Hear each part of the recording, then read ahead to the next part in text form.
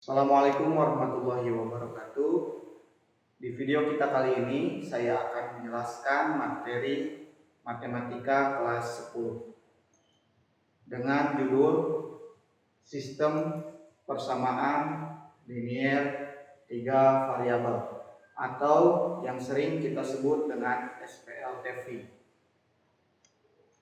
Apa yang akan kita pelajari di SPLTV ini adalah yang pertama, bentuk umum SPLTV itu seperti apa. Yang kedua, penerapan SPLTV dalam kehidupan sehari-hari itu seperti apa. Kemudian kita akan menyelesaikan soal-soal atau permasalahan yang ada di sistem persamaan linier 3 variabel. Yang pertama, supaya lebih cepat, kita akan bahas terlebih dahulu tentang bentuk umum sistem persamaan linier 3 variabel. Bentuk umumnya adalah AX tambah BY tambah CZ sama dengan D, dengan A, B, C dan D itu bilangan real. Kemudian sistem persamaan linier 3 variabel bentuknya seperti ini. A1X tambah B1Y tambah C1Z sama dengan D1, di mana ini semua X, Y, dan Z itu dinamakan variabel. Sebetulnya bisa saja diganti dengan JKL ataupun yang lainnya. Cuma dalam matematika sistem persamaan linier 2 variabel sudah banyak yang memakai X dan Y. Hari ini kita tinggal tambah Z sebagai variabel ketiga. Kemudian A1, A2, A3 ini, kemudian B1, B2, B3, C1, C2, C3 itu adalah namanya koefisien. Artinya koefisien itu adalah angka yang bersandingan dengan variabel. Kalau D1, D2, D3 ini merupakan konstanta murni angka gitu. Ya. Kita kembali ke pembahasan agar lebih memahami tentang SPLTV itu. Mari kita lihat contoh penerapannya dalam kehidupan sehari-hari. Misalkan ada soal Ali, Badar, dan Charlie berbelanja di sebuah toko buku yang sama. Kita sebut saja ini trio ABC. Lalu kemudian Ali membeli 2 buah buku tulis, sebuah pensil, dan sebuah penghapus. Ali harus membayar 4.700. Lalu kemudian Badar membeli sebuah buku tulis, 2 buah pensil, dan sebuah penghapus. Badar harus membayar 4.300 rupiah. Kemudian yang terakhir ada Charlie membeli 3 buah buku, kemudian 2 buah pensil, dan sebuah penghapus, harus bayar 7.100. Muncul sebuah pertanyaan, berapa harga untuk sebuah buku tulis, sebuah pensil, dan sebuah penghapus? Nah, dalam hal ini soal kehidupan sehari-hari seperti ini bisa diselesaikan dengan sistem persamaan linier 3 variabel.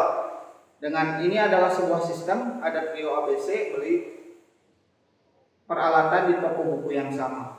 Kemudian yang jadi variabelnya adalah buku tulis, pensil, dan penghapus.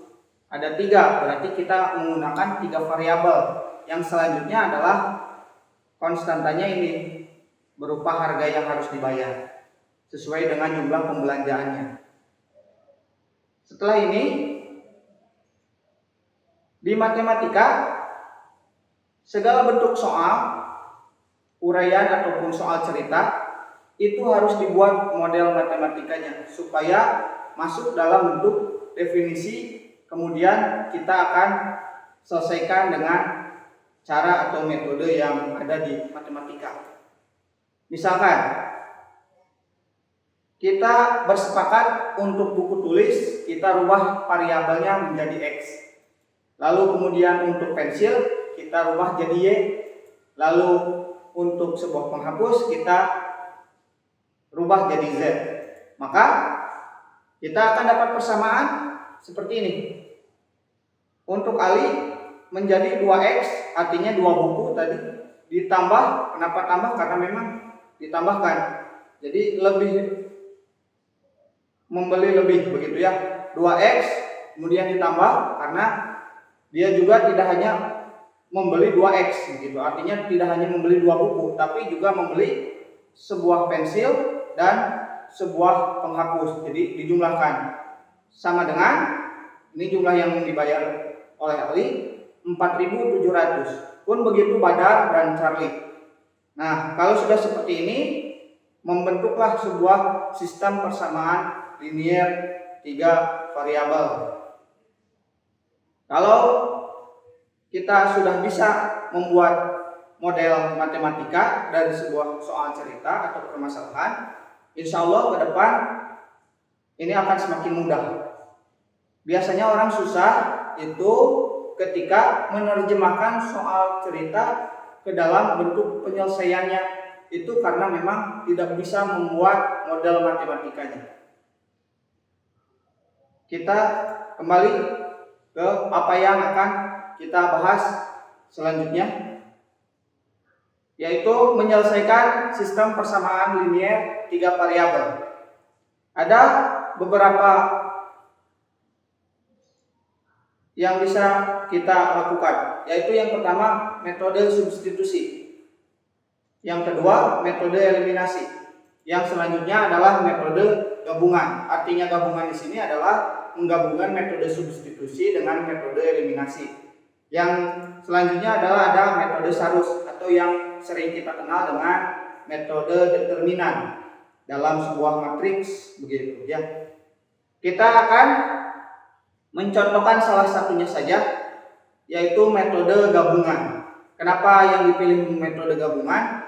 Agar supaya bisa mewakili substitusi itu seperti apa, eliminasi itu seperti apa. Di lain kesempatan kita akan coba membahas metode Sarus, karena ini juga agak sedikit panjang kalau digabungkan di video yang sama. Kita ke metode gabungan. Ya, soal yang sama seperti tadi.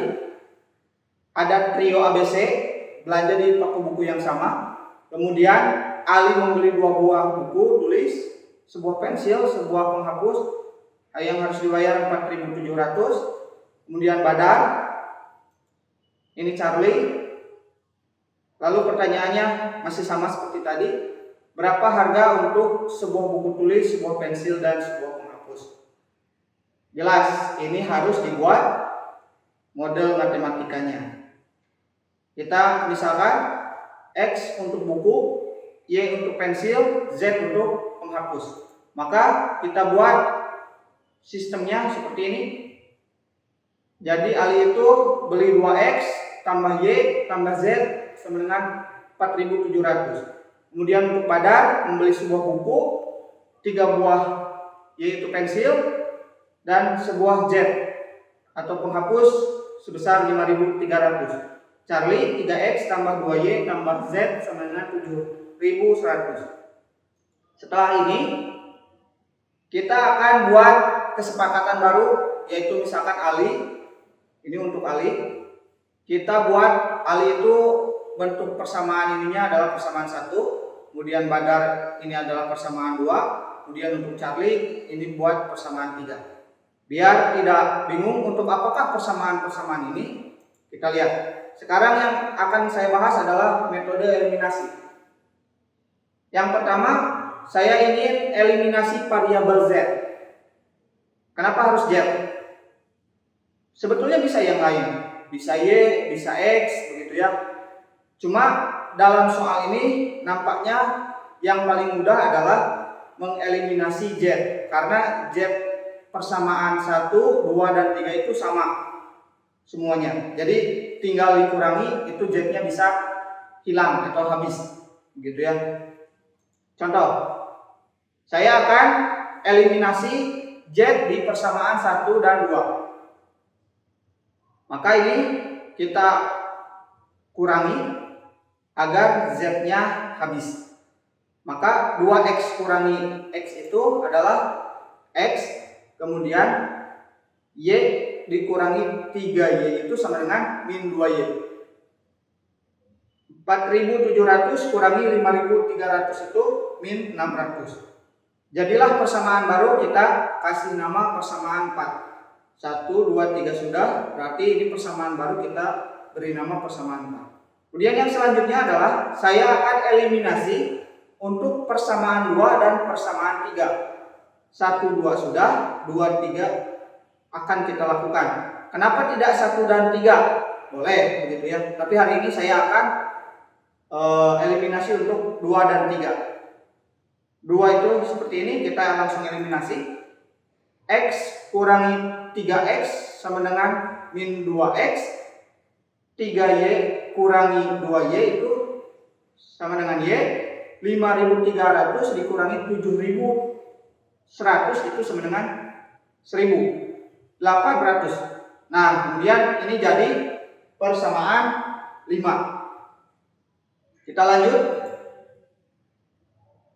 Setelah mengeliminasi Z, kita dapat 2 persamaan baru. Tadi persamaan 4 dan ini persamaan 5. Kemudian yang selanjutnya adalah kita masih pakai eliminasi, yaitu kita akan eliminasi Y. Kenapa tidak X? Bisa saja, karena memang dua-duanya tidak ada yang sama. Cuma supaya berurutan. Tadi dari Z ke Y, nanti terakhir di X saja, begitu ya. Nah, untuk mengerjakan ini, berhubung 2Y dan yang di bawahnya yang persamaan 5-nya itu cuma Y, maka kita harus samakan. Bagaimana caranya supaya Y habis? Adalah yaitu mengalihkan yang atas itu, yang persamaan 4 itu kali 1 biar tetap 2Y. Kemudian untuk yang persamaan 5 kita kali 2 agar supaya bernilai 2Y, begitu ya. Maka ini tetap sama karena dikali 1. X min 2Y sama dengan 600, masih sama seperti persamaan 4. Nah, untuk yang persamaan 5 karena dikali 2 maka harus dikalikan 2. Berarti min 2X kali 2, jadi min 4X. Lalu Y kalikan juga 2 tambah 2Y termasuk konstanta ini min 1.800 kali 2, jadi 3.600. Gitu ya. Nah, setelah ini kita akan eliminasi.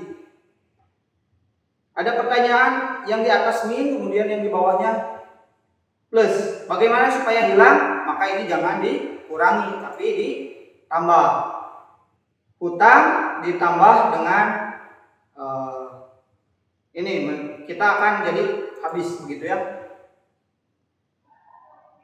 X tambah min 4X, jadi min 3X sama dengan min 600. Hutang ditambah hutang, ini makin besar, min 4.200. Min 4.200 ininya pindah ke sini jadi per, lalu kemudian X nya adalah min, bagi min itu positif, jadi 1.400. Nah, kalau sudah seperti ini, dapat salah satu variabel, nilainya berapa, ini akan jauh lebih mudah. Selanjutnya, kita akan gunakan metode substitusi. Apa yang akan kita substitusi atau kita masukkan, gitu ya? Substitusi atau masukkan X-nya sama dengan 1.400 yang ini tadi ke persamaan 4. Kenapa tidak ke persamaan 5? Bisa saja. Saya akan contohkan ke persamaan 4. Di persamaan 4 kita dapat X min 2Y itu sama dengan min 600. Maka kita substitusi X-nya 1.400 di sini. 1.400 kurangi 2Y sama dengan 600. Maka kita dapat min 2Y itu sama dengan min 600 min 1.400. Karena di sini jadi habis, karena dikurangi, ini harus dioperasikan lagi dengan min 600 min 1.400 itu sama dengan min 2.000. Min 2 ini pindah menjadi per, negatif bagi negatif positif, 2.000 min 2.000 per min 2 itu sama dengan 1.000. Sudah didapat 2 sekarang, X dan Y. Lalu yang ketiga adalah substitusi X yang tadi kemudian Y yang barusan ini ke persamaan 1. Bisa ke persamaan 2 atau persamaan 3. Hari ini saya akan contoh ke persamaan 1. Maka kita akan dapat 2 kali X yang ini kan tadi 1400, kemudian Y nya 1000 yang ini tadi yang barusan kita dapat. Kemudian Z karena belum diketahui tulis saja Z. Kemudian 4700 itu sesuai di persamaan 1. Lalu kita kalikan seperti biasa pengoperasian matematika. 2 kali 1400 itu 2800. Ini masih tetap sama 1000 Z. Kemudian kita dapat Z-nya 4700. Yang 2800 dan 1000-nya ini jadi dikurangi karena ini habis, karena ini pun sudah dikurangi, tinggal yang luas ini. Kemudian Z itu sama dengan 900 ternyata. Bisa dihitung sendiri, silakan. Nah, kesimpulan, balik lagi ke soal. X-nya tadi 1400, Y-nya 1000, kemudian Z-nya 900. Di soal tadi ditanyakan adalah berapa harga buku tulis, harga pensil, dan harga penghapus. Jadi kita balikan lagi tadi di kesepakatan awal bahwa X itu adalah buku, kemudian Y itu adalah pensil, dan Z itu adalah penghapus. Gitu. Kecuali kalau nanti soalnya berapa harga yang harus dibayar ketika membeli satu buku, satu buah pensil, dan sebuah penghapus, maka silahkan saja tinggal dijumlahkan. 1400 tambah 1000 tambah 900. Begitu. Jadi selesai kita video pembahasan kali ini dengan metode gabungan, yaitu eliminasi dan substitusi. Di metode sarus atau determinan kita akan simak di video kita selanjutnya. Sekian, semoga bermanfaat. Assalamualaikum warahmatullahi wabarakatuh.